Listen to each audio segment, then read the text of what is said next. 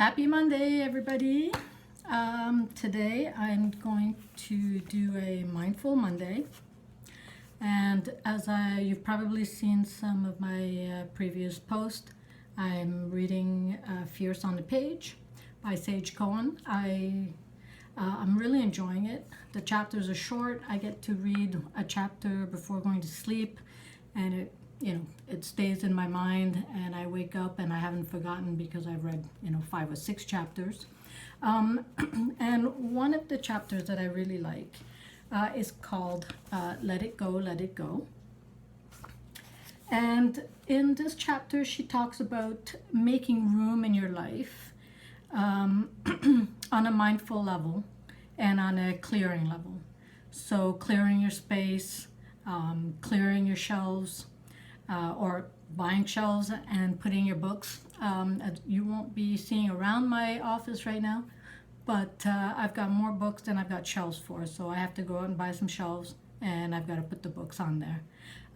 This is going to be my part in letting it go and letting it go. When you clear space, you allow more to come in. So the first one, the first little segment in the chapter is called Make Room for What You Want. So if you've got things that are cluttering up your space, get rid of them and allow for new things to come in. The second section is called Reorient Yourself. So, and now this is going to be applicable if you have space in your office to move your desk. So right now I'm facing the window. It's pretty much the only spot that I can put my desk, and I love it because I can see out. It allows breathing room for me, so I quite like it. So I don't need to really move that.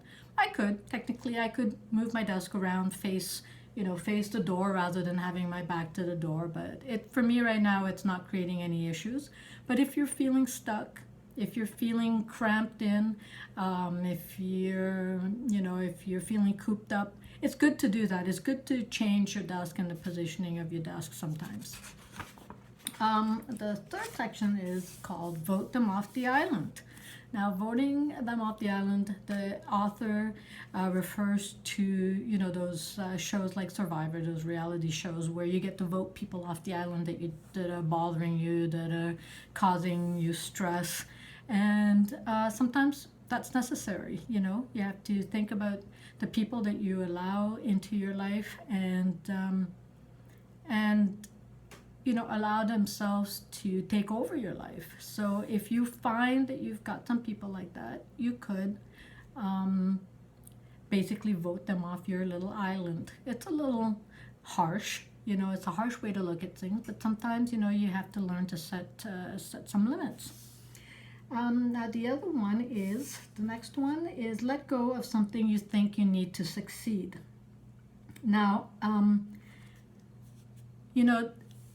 that to me, that reminds me of, when you stop yourself from beginning any project you have, or business or, goal, is that you think you need certain things in order to start. Like, in order to write, you need a desk. In order to, you need to have a computer, and technically you don't.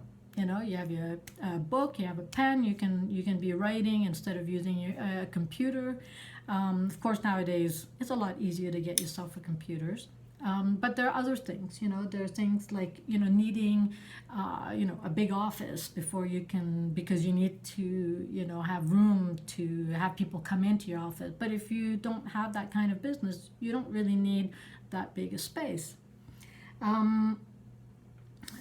What's another one?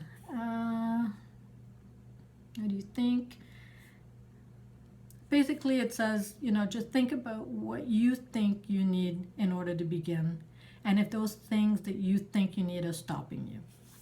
And the last one is to allow yourself to dream, looking out the window and daydreaming, or, taking a 5-minute break to just dream about something that you enjoy doing, or something that you dreamt of doing. It really liberates you. It opens up your mind, and even if you can't do it right away, why not dream about it? If you always dreamt of parachuting, and if you don't think you actually would ever do it in real life, you can still dream about it. Why not, right? And I doing all of these things in a mindful manner allows for you to create space into your life, to allow new space to come, to allow new things to come in and occupy those spaces.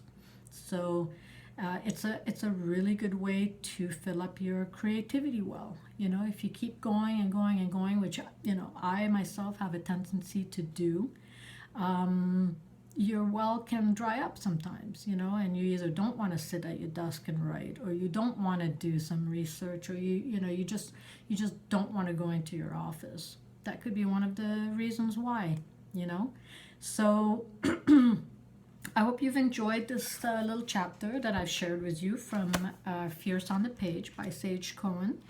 I will be glad to share some more chapters that I've enjoyed. In the meantime, create your space.